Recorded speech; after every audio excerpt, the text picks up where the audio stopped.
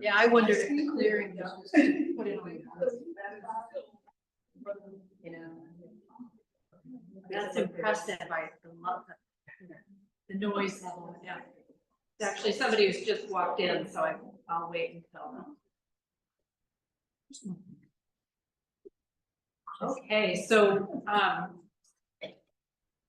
hi everybody. I'm Larissa. I'm director of Pajupscot Historical Society, and at the door tonight was Sarah Sharpton. She is our almost 2-month in outreach manager, and also the tech expert for tonight. We are testing this out, seeing what it might be like to record and do a hybrid program. So hence the camera up here.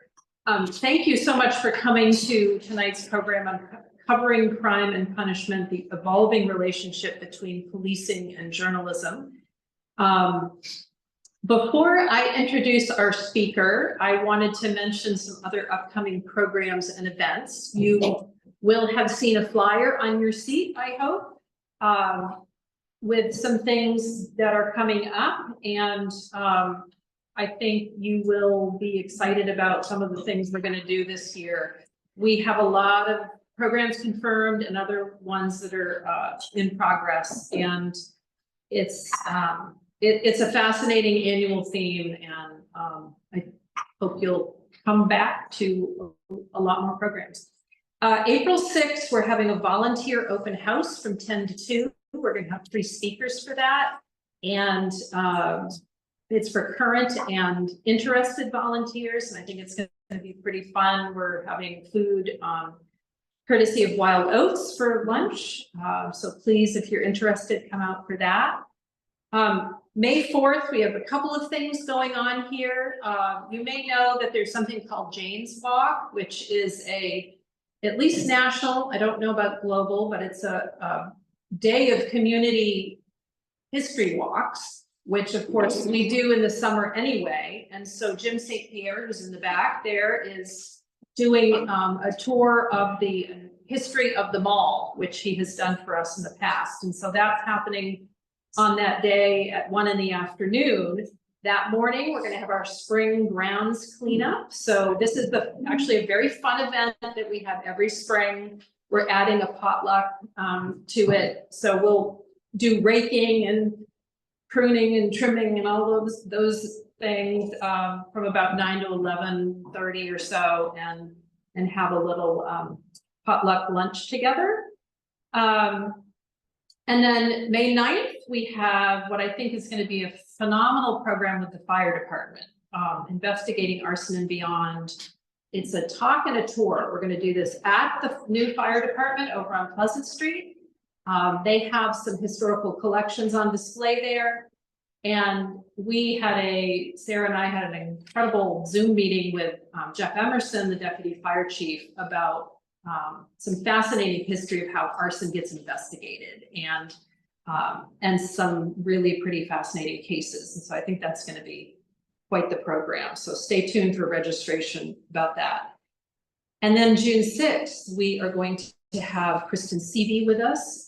She hosts a podcast, researches, writes, and hosts a podcast called Murder, She Told. And we're going to be interviewing her about the process of researching murders and other crimes for that. And she'll be with us that night to tell you all about her process. So I think that will be pretty fascinating as well. I want to thank everybody who is a member of the Jeff Scott History Center. Your support is really, really important to us. And if you are not a member, please do consider that. There are lots of wonderful benefits, including program discounts. I do want to thank Sarah for doing a lot of the work to put together all of the programs this year, and again tonight, taking on a lot of the logistics of the technology. So tonight's talk is obviously part of our annual theme. You may have attended our annual meeting with Kate McBrien, the state archivist, talking about Malaga Island. That was really the kickoff to the theme, and this is a great next entry in the series of programs we're going to be offering. We all know how much law enforcement has been in the media in recent years, and how the media has been in the media, and how so much has been revealed to us about systemic racism and other social ills because of the transparency in the media. And that's, thanks in large part to the internet world that we have lived in for quite some time now. Tonight's program with Nick McCrea will explore all that with regard to local crime reporting and community responsibility. Nick is managing editor of the Times Record and has been with the Record for 5 years, and for 13 years prior to that, he was with the Bangor Daily News as a reporter. He's got a master's in journalism from Syracuse, and if you happen to know anything about that program, that will mean something, because it's exceedingly well thought of and it's exceedingly difficult to get into. And his bachelor's is also in journalism from UMaine at Warnow. So please join me in welcoming Nick McCrea.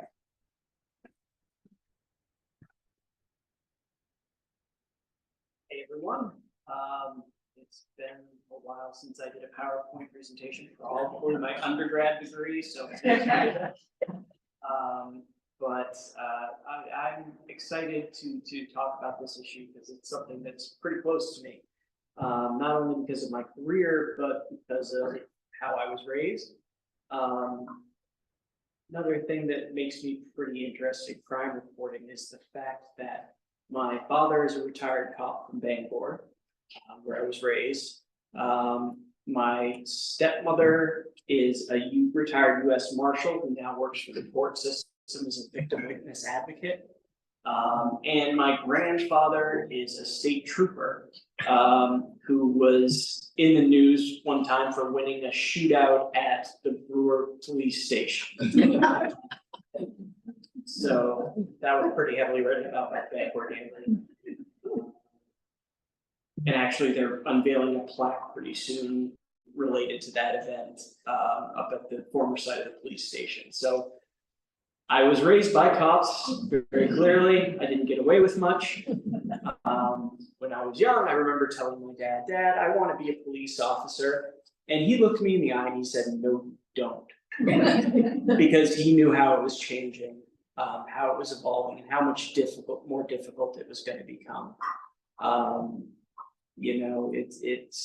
It's a difficult job, as is journalism. There's a lot of very related things. Often police officers, EMTs, firefighters, journalists are talking to people on the worst day of their lives.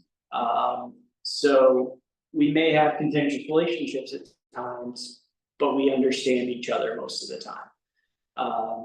So that's kind of that sort of evolving relationship, which I've seen both sides of, is what I'm here to talk about today.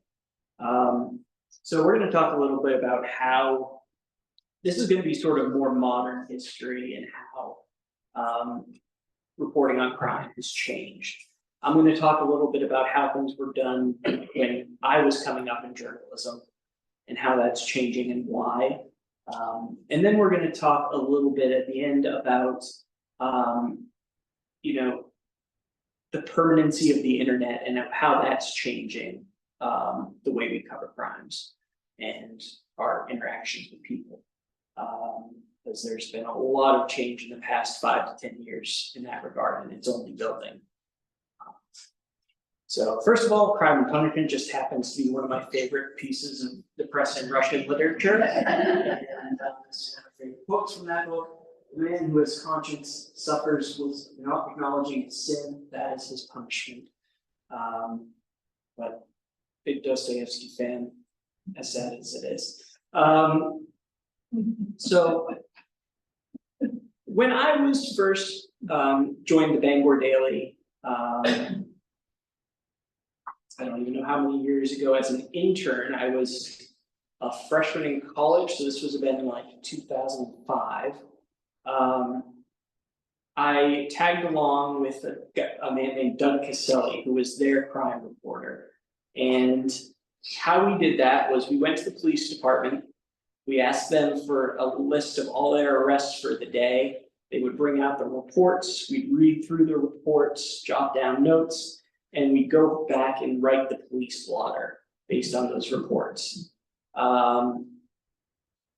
You know, more significant crimes, we might do a little more digging. We might do an interview. We might, you know, call with follow-up questions. But by and large, especially with smaller stuff, the weird stuff, it was based on those police reports. Now, you might wonder if there's a problem with that. And we did run into problems with that. It's how things were done, and you might notice that nowadays you aren't seeing many police blotters. You aren't seeing many arrest lists. And there are reasons for that. And we'll get into that in a little bit.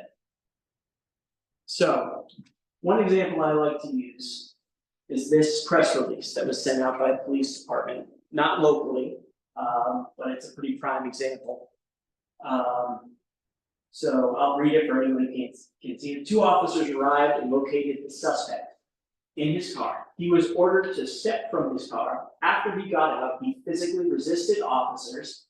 Officers were able to get the suspect into handcuffs and noted he appeared to be suffering medical distress. Officers called for an ambulance. He was transported to the hospital by an ambulance where he died a short time later. At no time were weapons of any type used by anyone involved in this incident. The Bureau of Criminal Apprehension has been called in to investigate this incident at the request of the police department. No officers were injured in the incident. Body-worn cameras were on and activated during this incident. Who wants to guess what this incident is? I'm blanking on his name, but the Minneapolis. George Floyd. There is a police officer in prison for murder right now. Based on the incident that press release is talking about. So it's pretty clear that we didn't get the full story there from that release. It's pretty clear that a lot of information, well, nothing in that release is technically false. It omits so much that it does not reflect reality. So this is a powerful lesson in what the police might tell you in their reports, in their communications, versus what we might lose in translation. Had a young 17-year-old woman, I believe, 17-year-old girl not been recording that on her cell phone, we might never have heard the name of George Floyd. And we certainly wouldn't have a police officer who knelt on his neck for 9 minutes straight in prison for his murder. So this incident and the protests, some of the riots that it sparked were a big signal to police departments that they needed to start being more open, more thorough. And it was a big lesson for journalists that we need to be careful in what we report and how much we believe and how deeply we delve into some of these instances. So some of the results from that, you've seen more and more police departments getting police body cams,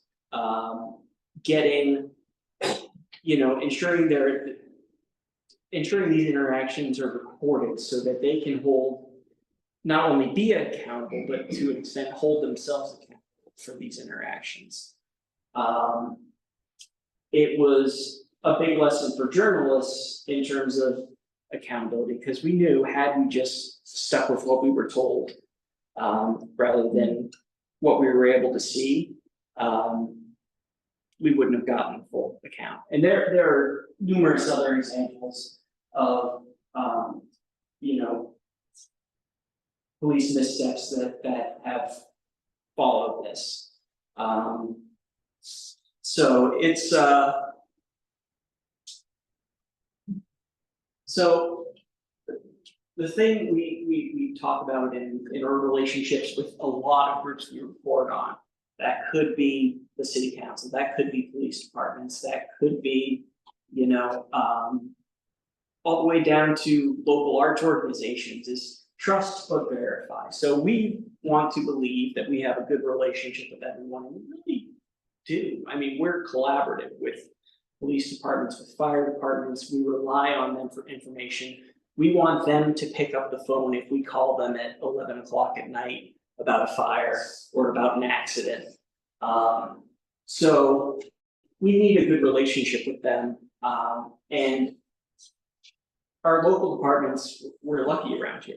They are very trustworthy, they're open, they answer our emails, they respond to freedom of access requests. Not every community is as lucky as that. So these incidents really drive home the importance of ensuring you're getting as much information as possible. Especially in instances involving death or serious injury. One recent example of this is a woman who was dealing with a mental health crisis, and she was pulled over on the bypass in Thompson. And she was shot by an officer in her vehicle.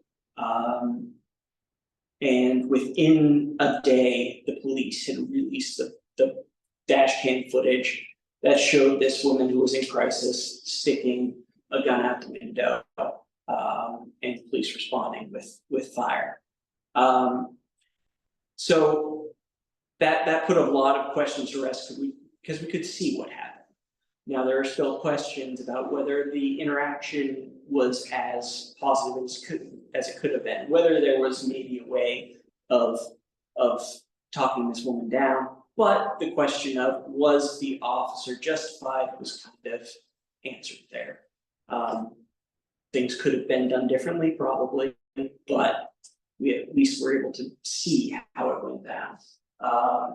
And normally that sort of video, you have to fight for weeks, months to get. You have to you have to go to court sometimes to get that information. But Thompson police were very quick to release it. Because I also think they recognized that it put some of those questions to rest. So sometimes it's vital that we go out and we find people who aren't involved with the police, who aren't involved with the crime, and get their stories as well. Maybe there's witnesses, maybe there's still a lot of shoe leather reporting going on when it comes to crimes. You're still going out, you're knocking on doors in the area, trying to get more information, because especially in instances involving serious injury or death, police are going to be very tight-lipped until they have somebody arrested and with charges. So a lot of the times we have to go elsewhere to find information about some of these crimes. You know, the technology that's out now today has totally changed how reporting works. Almost everyone, I don't want to assume, has a camera in their pocket right now. Everyone can take a video right now of anything they see. So you have more and more police interactions that are being recorded. You have people who go around and First Amendment auditors who will go out and they'll record buildings or take photos of people on streets, and they look for police to come out, interact with them, and question what they're doing, and hold them accountable to their, using their First Amendment rights. Because, you know, as much as it might irk people, you can record anyone or anything from a sidewalk, from a public way. And so there are people who go out and they test the police on their knowledge of their First Amendment rights.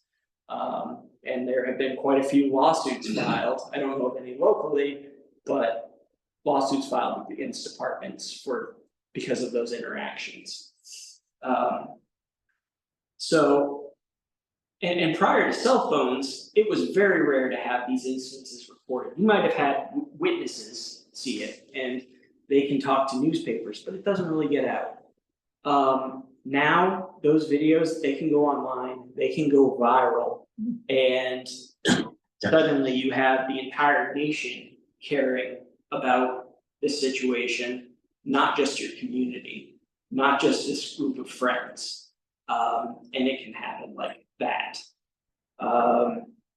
You know, prior to cell phones, the only real instance of something like this was the Rodney King meeting. That sparked the LA riots. It was a strange circumstance that video camera was there on that night.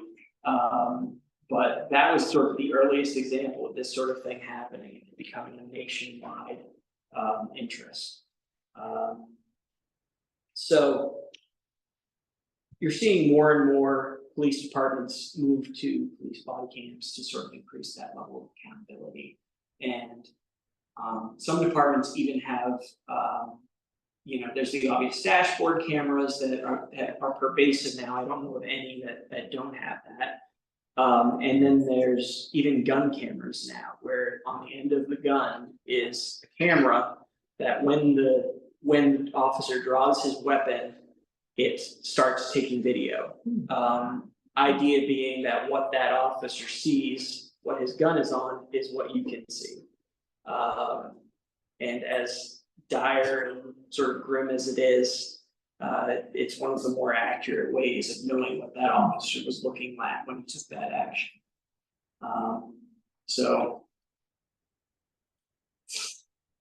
now I'd like to spend a little time talking about some other things you might have noticed, which is, for example, the absence of police blotters, the less frequent use of mugshots, things like that. Because we've noticed something since the advent of the internet. It's that this sort of reporting can really go on to affect somebody for the rest of their lives. And sometimes the punishment does not fit the crime. So previously, when you had a newspaper, you would look through it, you'd see the names, you'd see the photos, you'd put it in your recycle bin. You could probably go to the library and find it again if you really needed to. But there were steps. Now, you drop a name into Google. Everything that person has done or might have done pops up. It's right at your fingertips. So more and more newspapers started getting calls from people. Hey, I can't get a job because of this dumb thing I did when I was 17. Or my relationship just got ruined by this. My marriage just broke up because of this. It became such a frequent problem that newspapers started looking internally at the effect of having these stories up forever, and whether the punishment of that sort of public focus really fit the crimes that these people were involved with. So regionally, one of the first groups to step up and take note of this was the Boston Globe. They were sort of the regional leader in this, and they called it the Fresh Start Initiative. So what they did is they put out a call to their readers and said, hi, we've recognized that our reporting has caused issues for people in terms of their ability to go on with their life after being convicted or even just accused of a crime. You know, other times we've had you know, people have mugshots up, that might be embarrassing, maybe they got arrested for an OUI. And their mugshot is, you know, them up there looking silly. You know, they take the punishment for that crime, but there's that mugshot, you look them up, probably the top result, that's how everyone sees you. So these are problems that newspapers have really wanted to tackle. And so the Fresh Start Initiative basically says, you come to us, you tell us your story. Show us the story that's causing this havoc in your life all the way to today. How's it affecting you? How serious was the crime? You know, did you do your time? Did you do your penance? Do you feel badly about it? Maybe it's not necessary that this stay up forever. Maybe we can take that down, we can remove it from your Google search results, and you can move on with your life. This is really a case-by-case basis at most papers. So how it works at the Boston Globe and the Bangor Daily is they have a committee. You can send a request to that committee with the information about, you know, the crime. They'll look at the story, they'll look at whether charges were dropped.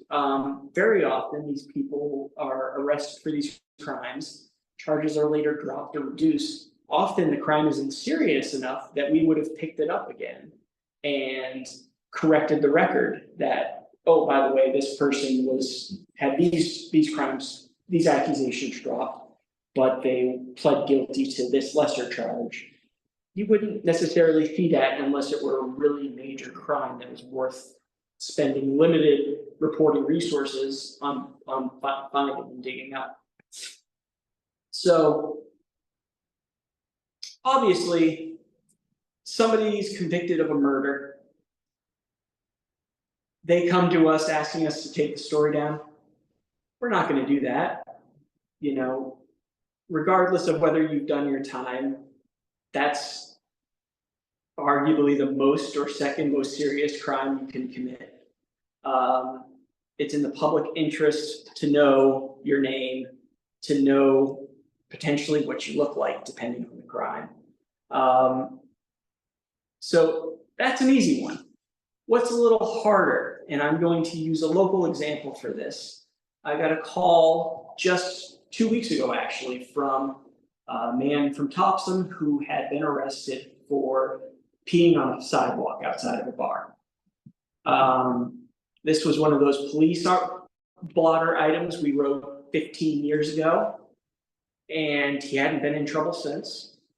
The police had said he resisted arrest, which was in the story. Those charges were later dropped. He did a few days in the jail. He hadn't violated probation since. It was a pretty clear-cut case of taking that story down. No real reason for the public to know this guy got a little too drunk and peed on a sidewalk a few years ago. And he said he had lost out on 2 or 3 job opportunities because of that story. So the Bangor Daily, Boston Globe, they have sort of a more official process where you have to come in, you have to sit down with the committee and sort of tell your story, and then they'll consider going down. The Times Record and the Press Herald, we have a little bit more relaxed approach to it. Send us an email, give us a call. We'll talk about the story. We'll talk about how it's affected you. We'll talk about, you know, whether you've had a record since. We'll talk about, you know, you can send us your court records to show things we dismissed. So I've taken down personally 5 stories in the past 5 months, I'd say. We don't get a ton of these requests, but when we do, it's very often from people who have a good claim for why it should be taken down. Another example is a man in, I believe it was a Bath man, who was arrested in Augusta because 20 years ago, he had sold a usable amount of cocaine in a parking lot. He did 5 years in prison. He had not violated his parole. Made every probation appointment. Had a family now. Had lost out on a job opportunity very recently as a result of somebody looking up his name and finding that story. You know, when you get into drug crimes, it can be kind of tricky, but a small amount of cocaine, you know, we ought to take that down. And like I said, very much a case by case basis. We might not do it every time. Another example of someone requesting me to take a story down was a man who was accused of resisting his arrest in Bath. He, according to the reporting, and like I said, this was all well before my time at the Times Record. Most of these stories are 15 years old because we haven't had a police blotter in that amount of time. This man was accused of brandishing a clam rake at the police, and was arrested, and you know had just a slew of charges related to resisting arrest and all that. He's been in and out of jail most of his life, really, and he called me, left a voicemail, and said that I was going to pay for the story that was written 10 years before I worked at the Times Record. And he was going to see the end of me and pee on my corpse. Yeah, these are some of the calls I get sometimes. We didn't take that story down. And in fact, I called Bath Police just to see if they could, you know, check in with this guy and make sure he wasn't a legitimate story. Like I said, case by case. That case is no. We're keeping that up. People should probably know. You know, and especially if you're still that angry about this. Yeah. So not everyone's going to get their story taken down. Had he approached me more nicely about it, we definitely would have taken more serious consideration of it. But no. So these are some of the factors we look at when we're considering whether or not to take down some of these stories and give people a fresh start. You know, it's weighing the public interest. That's the most important thing. There are certain crimes that can be effectively mitigated by doing your time, by cleaning up your life a little bit, by making amends, but some of them are so serious that it's just the public needs to know about it for as long as possible, just in the instance that something like it happens again. So those are sometimes difficult conversations. I often consult my boss, who's the executive editor at the Press Herald, to get his feeling on whether or not something should be taken down. Other times we might just amend the story to say, add a line in the story saying charges were later dropped or reduced, or you know, if some circumstance changed after we no longer reported on the story, we'll update it. You know, other options are to even just remove the person's name if it was some event that a lot of people remember, but maybe necessarily you don't need the person's name to get the gist. Some of these conversations can be kind of difficult and you can hoe and hum about it, but sometimes they're pretty clear cut. And those are most of the ones I've run into, is that there's very good reason to take them down, or a very good reason to keep them up. So one thing I didn't mention is, I mentioned mugshots. Mugshots are very often eye-catching, and also very often of little use value. They're often depicting the person on in the worst hour of their life. They've just been hauled into prison for something stupid they did. They're a lot of them are starting to sober up and realize they're in trouble. You won't see many mugshots anymore in newspapers unless it's something that somebody is accused of that involves harming a child, or involves harming serious physical harm to an adult. We've got to have a good reason now to run a mugshot. It's not just to catch your eye or say, oh, that person looks like they're having a rough time. It's got to be because the community should know what this person looks like for their own safety, for their children's safety. So that's an explanation of why you might see fewer mugshots in the media, unless you're watching TV news. They don't care.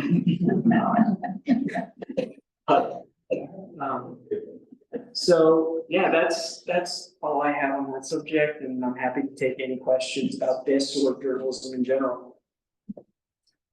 I think I need some technological help here. So you take a story down. Mhm. It doesn't remove it from the internet. Correct. So what the most frequent way we do this is either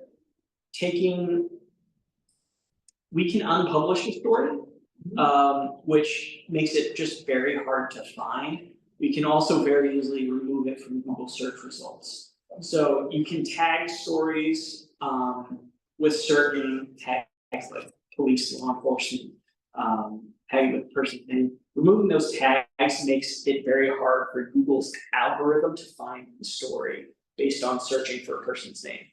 So just by removing those tags, you can effectively make sure that, I Google so-and-so, it's no longer going to appear in the search results.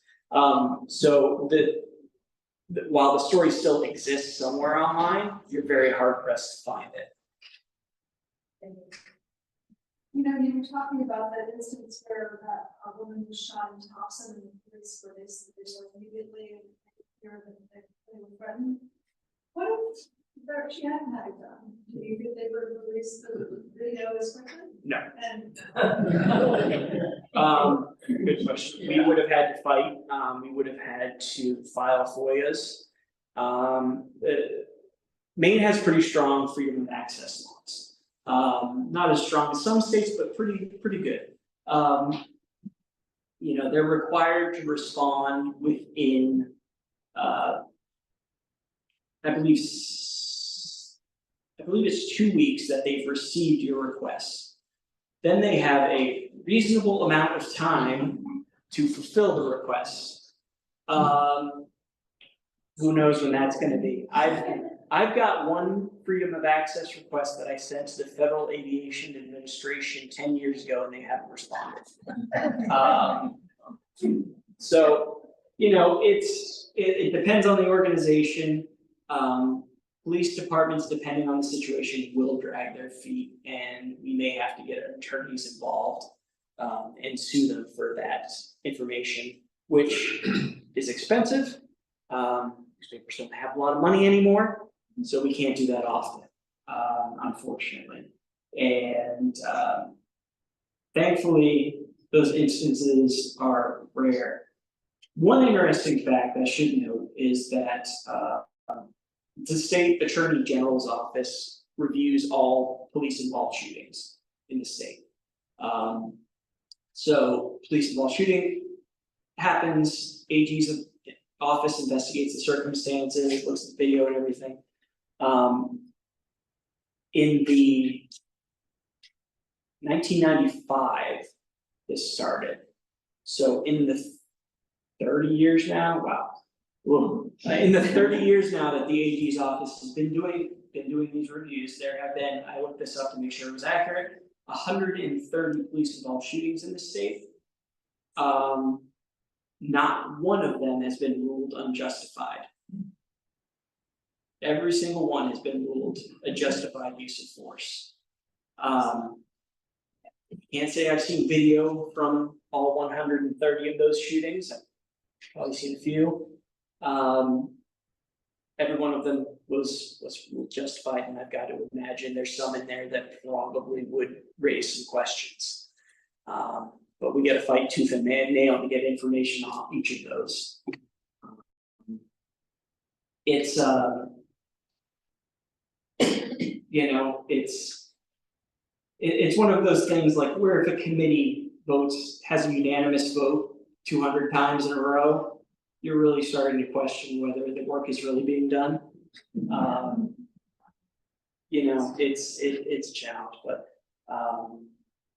you know, even there was an instance in Exeter, I think, a few years back. This guy had allegedly fired a round at one of his neighbors, and he went and hid in his house, barricaded himself in his home. The state police brought in, had a, you know, set up barricades and was trying to call him out, had their SWAT team there. Ultimately, after a long standoff, they got a robot, they put a bomb on it, and they blew up the front of his house. And when he came out, they shot him twice. And, you know,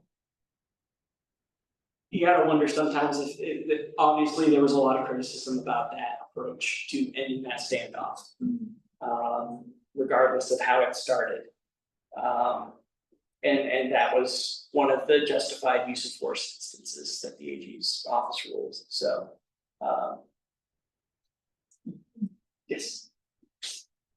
Lots of questions, but you just addressed one of them. But you're talking to a history group here, and it's often said journalism is the first draft of history. So it brings to mind the question, how do we know what we don't know? How do you know what stories you're not writing and publishing in the Times Record or any of the newspapers that's happening in terms of crime in our area that the police don't tell you about? How do you know what you don't know? Yeah, that's a very fair question, especially as newsrooms have shrunk. You know, I have one reporter right now. I just got an acceptance letter from a second one, so I'm very excited about that. That's breaking news right now. So we've had to be very selective about what crimes we cover and what we don't. Effectively, a serious assault, something involving a public official, a homicide, obviously, we're gonna cover a very serious accident, a bad fire, but we can't cover everything. And how do you know what you don't know? If you really want to know, you know, whether somebody was arrested for a misdemeanor, which most arrests around here are very minor misdemeanors, you gotta go to the police department and ask for the reports, because we don't have the bandwidth to like revive police blotters. And frankly, don't see much news value in them. Granted, that means that you're gonna see, you know, police outside a home, and you're not gonna know what happened the next day in the newspaper if it's a minor drug arrest or something like that. You know, if it's a murder or serious assault or something that's big news, you'll get that, but you know, we've had to really refocus what and how we cover in terms of crimes. Yes. Speaking as a former journalist, in the days when there were a lot more reporters, you often found out what was going on, not necessarily from the police department, but from being at the grocery store or, you know, because there were enough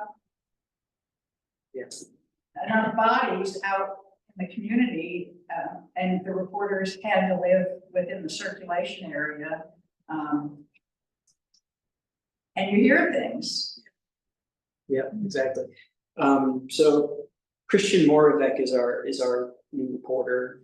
She just started a couple weeks ago. She's living in Freeport, covering Brunswick and Bath right now. Might shuffle around a little bit, but you know, previously we've had reporters who lived in South Portland. It doesn't work out great for them. It means a lot of driving, a lot of not being as plugged in to the community as they would like to be.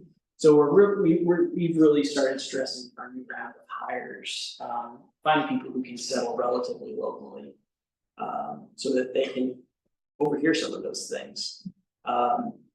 Obviously, and the larger your staff is, the less you have to skip, and that's really what we're hoping for. Yes. In that article on Rodney, is it Rodney King or George Floyd. George Floyd, it mentioned that the body cam, the cameras were on. Mhm. And you hear a lot about the cameras the police use and they're not on or they're not working, or what's happening with that? Are they reliable? And You know, it depends. Most departments, almost all departments that have body cams have body cam policies that say, when you get out of your car, you need to activate your camera.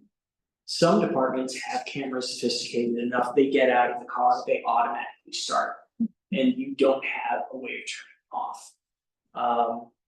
Most of them are more simple, they just have a button you can turn on and off. But you know, it's really an issue of trust that they keep those on when they're supposed to. So there are instances when people when police departments have turned off their cameras. I just saw a video the other day that irked me of a deputy who pulled over his own sheriff and saw him in the car and immediately turned off the camera. And that camera was released by the freedom of that camera footage was released by a freedom of access request, and that deputy lost his job. So even when they aren't accountable with the cameras, sometimes the cameras can hold them accountable. Yeah. It's weird. So yeah, that is a problem, and but more and more departments are moving toward more sophisticated cameras that don't give them that option of shutting them off. Yes. Could you speak a little bit about the change in language as far as writing about crime? And when I grew up in the 1900s, the race of the suspect was never mentioned unless he or she was not white. And the other thing is, I know that for a long time, the word rape was usually not used. And there's this almost funny stories where women are beaten, knocked down the steps, and then assaulted. And I wonder how that evolution has happened. That has changed pretty drastically. Mid 2000s, I'd say, when I was coming up, was when we first started really talking about this language and its effects. That's another reason you don't see a lot of mugshots anymore, because you know, people see the mugshot and the conversation automatically goes to their appearance. So yeah, Paul LePage's book of mugshots. Yeah, he called me a pencil terrorist for that. Congratulations. Yeah. But you know, it only serves to, you know, mugshot shots can often serve to in identifying the race of an individual involved in a crime when it's not really relevant to the crime or the story. You know, it's a holdover from police reports, where police always needed to identify the race, gender, age of an individual, because that has to go in their report. And journalists would see that in the report and it would carry over to the stories. But is there really a benefit in knowing what religion or what the color of the skin of a person involved in a crime is? It's very seldom related. And it only serves as ammunition for people who want to judge a group of people based on the actions of a person. So that changed pretty drastically. We'll reveal those things if we need to, if it's for some reason relevant. For example, if it's an instance of a hate crime, if it's, part of a reason for the crime, or if, it's an accusation that the crime happened because this person was a certain race, religion, creed. But we really move away from it unless it's very relevant. One thing that came up recently that I made a mistake with and had to correct myself on was choking versus strangulation. Even that, so choking is an act where, it's a passive act. You choke on something. Somebody doesn't choke you, somebody strangles you. And that comes up very often in stories about domestic violence. And I screwed it up recently. So, I kind of have to teach myself sometimes about these things as well. And the good thing is there's a lot of groups who will hold you accountable in front of this stuff. I got a call from somebody who works with a local sexual assault victims group about the use of the word choke versus strangled in the headline. And set me straight and reminded me of that lesson. So yeah, the language changes pretty drastically, and it's always going to change as language does. So we are a lot more. We're trying to write, we try to write as little like a police officer as we can. We're all about the inverted pyramid where the most important information is at the top. If you ever read a police press release, it's the opposite. It is this, we got called about this, we went to this place, we talked to this person, we saw this, and then at the very end, you find out we arrested this person for this crime. And we do the exact opposite. So it's, we have very different ways of operating, and sometimes the same ways of operating, so, yes.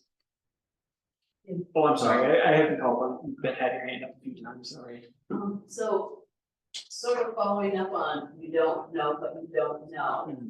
And it's really hard to visualize now how historians 30 years from now will be doing research. But I'm thinking about you taking down and the bad, the mugshots, the bad minor crimes, which I'm actually in favor of. I don't think anyone's life should be ruined for that. On the other hand, I'm thinking, so if they search the local newspaper and the only mentions they find are of the Chamber of Commerce awards, and they don't know that other stuff that did actually appear in some version of the newspaper is not there anymore, does that mean for historians? Yeah. I think you've got to look at too, what's the historical value of some of those stories. Perhaps somebody's name would come up in another instance in the future, in which case court records would shed some light on what happened.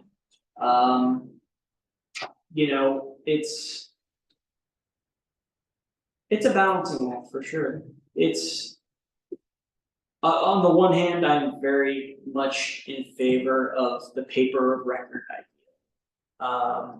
It happened in your community, so it has to appear in the Times record. And it's a tough balancing act because we're balancing the public's interest of knowing now and in the future against this individual's ability to live their life normally despite a stupid thing they did. And I don't know that I have a great answer to that, aside from I look at a story and I don't see much value in a historian being able to see this story about this guy peeing on the sidewalk. This guy threatening cops with a clam rape, maybe. They might want to know that. So, yeah, I don't know I have a good answer to that, but it's, like guess it's sort of case by case. We all wonder about the future of newspapers. Your father told you not to go into law enforcement. What would you tell your child about going into the newspaper? Get into a trade. Plumbing's great, welding, no, but. The one good thing about not just journalism, but policing, as I mentioned, there's a lot in common with policing and journalism. It's that the people who are in it now generally are doing it because they really love it. It's not great pay, it's high stress, unpredictable hours. You're not gonna get into journalism unless you really want to do it. You're not gonna stay there unless you're A, pretty good at it, and B, really wanna do it. I am very lucky in that I've never been laid off. And I take pride in that because I've lived through my share of layoffs. You know, I was telling Jim earlier that my first week at the Bangor Daily as an intern was the first major round of newspaper layoffs in Maine. They lost 14 people that day. And I was just sitting there my second day as an intern, watching people coming out of offices crying. So that was my introduction to journalism, and there have been a few since, but the people who are still there are there because they really love it, because they could go into PR for a hospital and make way better money, but they'd be bored out of their skulls and they would be doing what they're passionate about. So to a degree, that's true in policing too. I mean, I can't imagine why you'd want to be a police officer in this day and age unless you really care about, you know, your community and its people. But I'm sure there are still some out there who are in it for the wrong reasons. Yes. Yes, I'm curious about a story that the paper did not cover, because we Sure. combed through it. We got an alert that surprised us from the Thompson Police saying, don't worry about the large police presence on your street. And so, you're safe, and I'm thinking, if they hadn't told me they were on the street, I would have noticed. We never saw anything in the paper because we combed it. Yeah. To see, it was on Meadow Road in Thompson last. I remember that, yes. You know what? Yeah,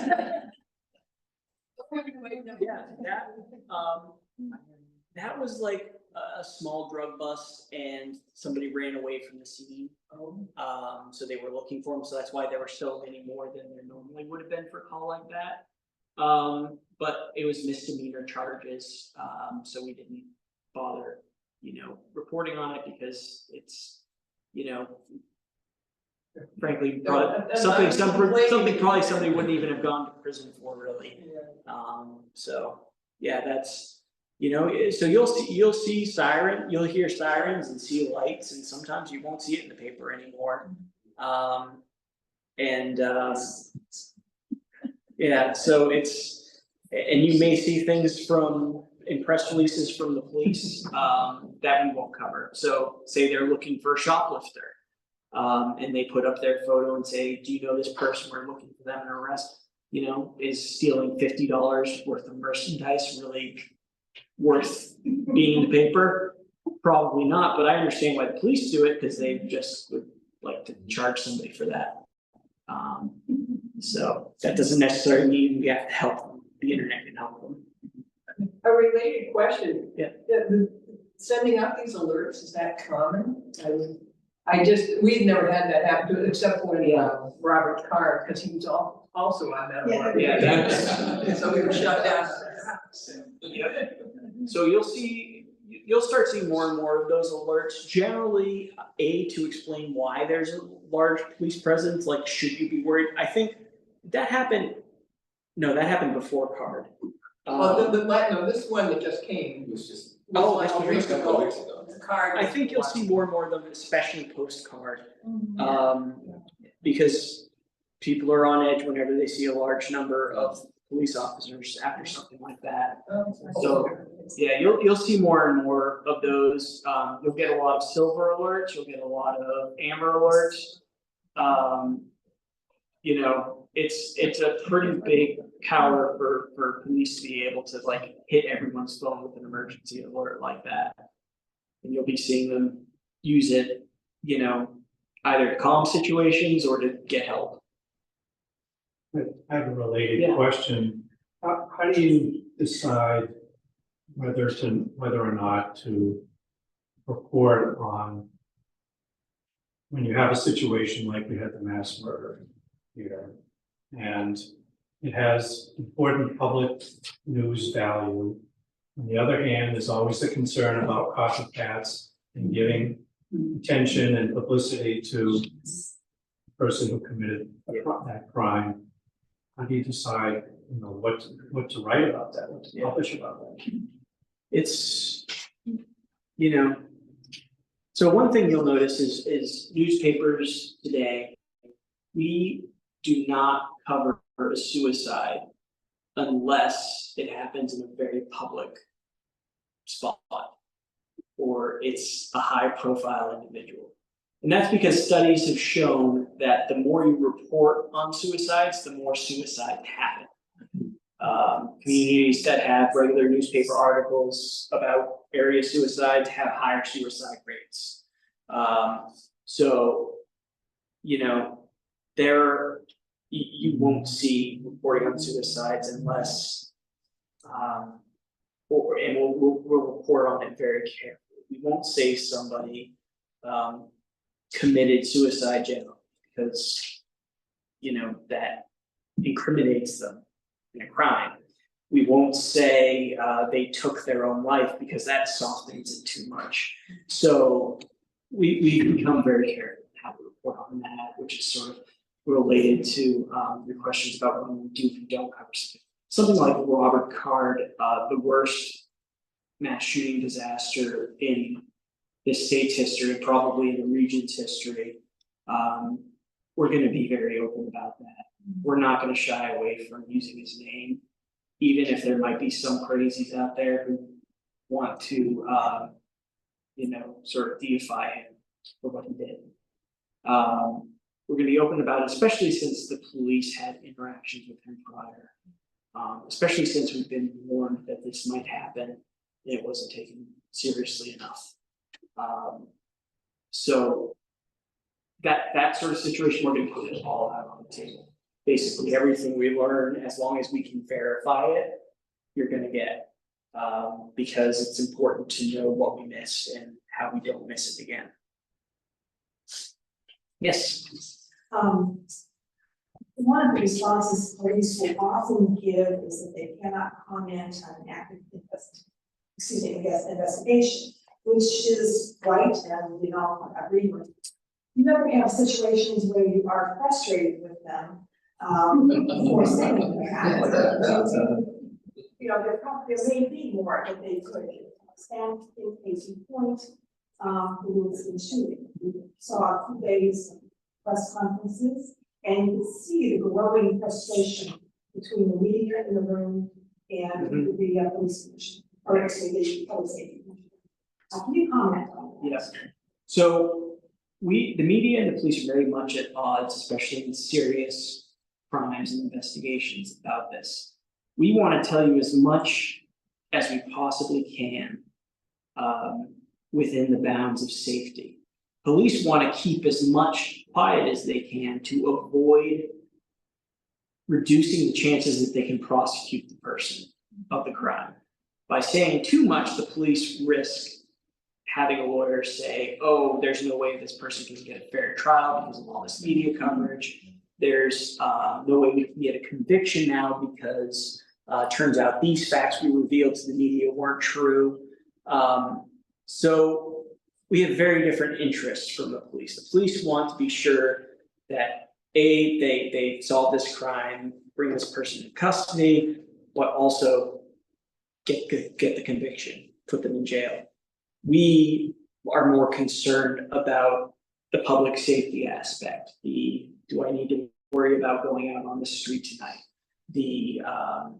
You know, are there any other people involved? All this stuff that is part of the investigation that we want to know. We want to get out there, and yes, we do get frustrated frequently. And that's when we turn to our FOIA requests. That's when we start badgering people. That's when we start going around the neighborhood and asking questions to try and get around the police. But yeah, they have good reasons for their being quiet on some of these things usually. But that doesn't mean it's not incredibly frustrating for us and the public. Yes. Can I just ask something kind of clarifying as a member of the internet generation? When you're talking about taking stories down or removing search keywords like search engine keywords, they're not gone forever though, right? They're just, my understanding is, removed a step further from easy accessibility for the public. So there are things like the Internet Archive Yeah. or anybody that's taken a screenshot or anything like that. So it's not like completely.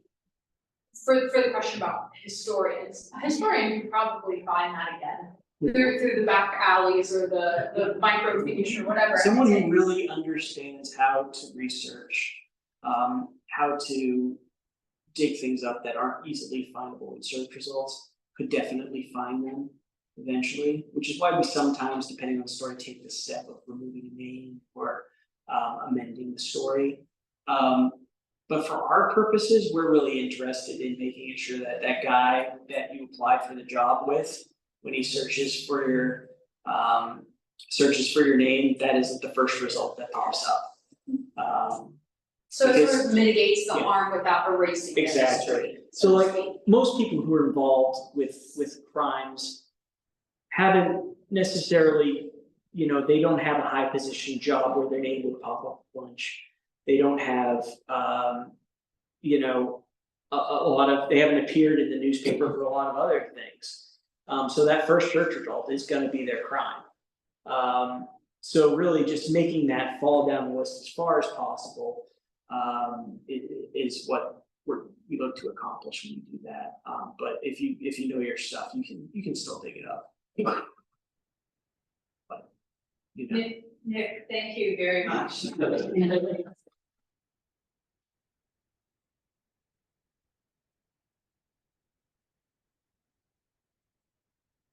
This is my contact information. I'm not very good at answering the phone, but I'm much better about answering email. So if you have any more questions or, any story tips, let us know. We're working on building up our staff a bit, so I hope you'll be seeing a lot more local news and Times very soon. It's been tough running a daily newspaper with one reporter, but we're getting there. Thank you.